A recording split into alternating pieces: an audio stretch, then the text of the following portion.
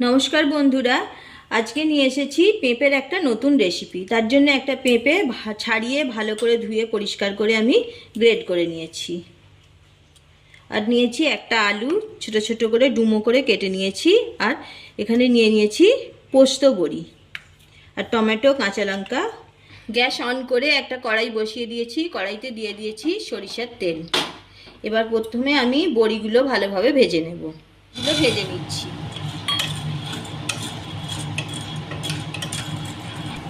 বড়িগুলো ভালোভাবে ভাজা হয়ে গেছে, তুলে নিচ্ছি। করে কেটে রাখা আলুগুলো ভেজে নিচ্ছি।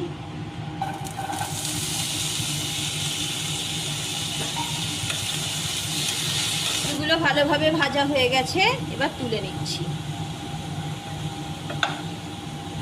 এবার ফোড়নে দিয়ে দিচ্ছি এলাচ, দারুচিনি, শুকনো লঙ্কা, তেজপাতা, আর দিচ্ছি একটু কালো জিরা। কয়েক সেকেন্ড নাড়াচাড়া করে ভেজে নেব। এবার টমেটো কুচি দিয়ে দিচ্ছি। এবার আদা পেস্ট করে রেখেছি দিয়ে দিলাম। দিয়ে দিচ্ছি কাঁচা লঙ্কা।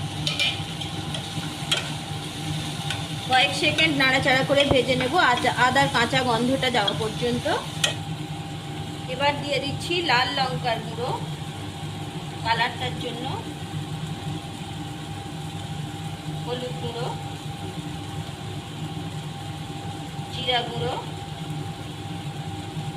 ধনে গুঁড়ো। সামান্য একটু জল দিয়ে মশলাটা ভালোভাবে কষিয়ে নিচ্ছি।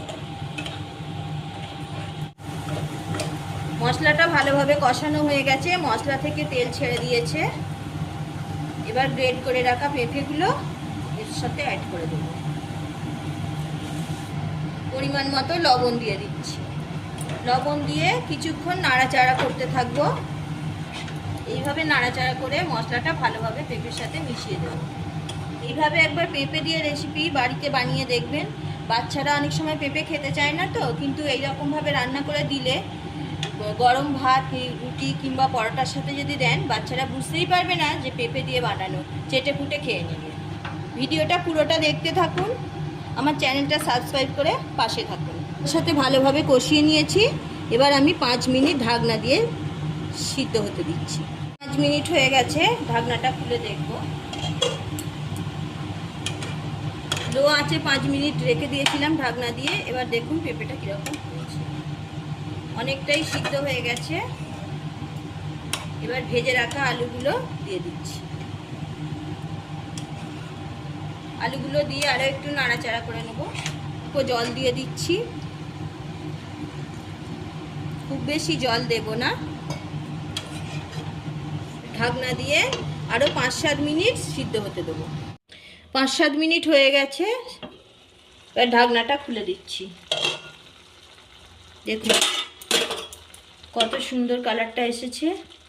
এবার আমি অল্প একটু কারি পাতা নিয়েছি, কারি পাতাটা হাফ করে ছিঁড়ে মিশিয়ে দিলাম। এটা দিলে সুন্দর একটা গন্ধ আসবে। খুব ভালোভাবে সিদ্ধ হয়ে গেছে। বড়ি যে ভেজে রেখেছিলাম সেটা মিশিয়ে দিচ্ছি। চিনি দিয়ে দিচ্ছি, ভালোভাবে নাড়াচাড়া করে নিচ্ছি। 1 চামচ ঘি দিয়ে দিচ্ছি।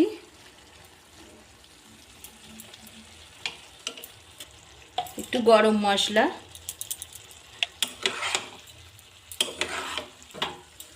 এবার গ্যাসের ফ্লেমটা অফ করে দিচ্ছি। দিয়ে ঢাকনা দিয়ে 5 মিনিট রেখে দেব। 5 মিনিট হয়ে গেছে, ঢাকনাটা খুলে নিচ্ছি। দারুণ একটা গন্ধ উঠেছে।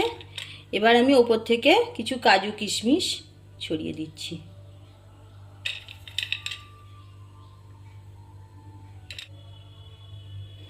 এইভাবে বাড়িতে আপনারা বানাবেন। রেসিপিটা যদি ভালো লেগে থাকে লাইক, শেয়ার করবেন এবং কমেন্ট করে জানাতে ভুলবেন না কেমন লাগলো।